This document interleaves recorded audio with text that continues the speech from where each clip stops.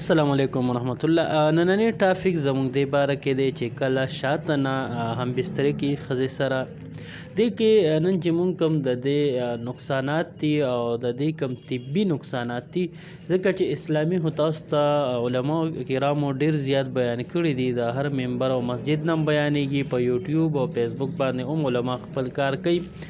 خو طبي چې کوم د دې نقصانات دي په دې بیانو چې څه پیجونه او څه چینلې داسې جوړې شوي دي چې د خپل شیطاني خواهشاتو برابرېدو دپاره د دې ته فایدې ورکوي او وایي چې دا میډیکل فیلډ سره یا طبي نقطې نظر باندې څه نقصان نه لري.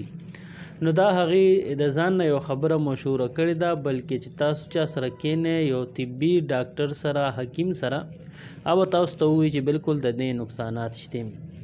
د دې په نقصاناتو کې یو نقصان دا دی چې دې سره موږ ورته بول بې خبري وایو، چې یا انسان چې کوم دی د بولو ته کښېني نو بې اراده د نه بول لاړ شي. داسې اکثر دی اوده وي، په اودو ته هم د ده نه بول لاړ شي. دا د هغه کس دپاره یا نارینه دی یا زنانه دی خو چې هغه انل سیکس کوي، هغه د شا طرفې سیکس کوي، هغه مفعول دی. د هغه په مقد کې چې کله دا نفس ور درنه کېږي بار کېږي، هغې سره د دې چې کوم خوا کې ګیر چاپېره مسلز دي چې هغې ته الله دا طاقت ورکړی دی چې هغه دا کنټرول کړي او دا بنده ونیسي، کله د ضرورت په وخت باندې هغه فیلاو شي او دې ته ځای ورکړي.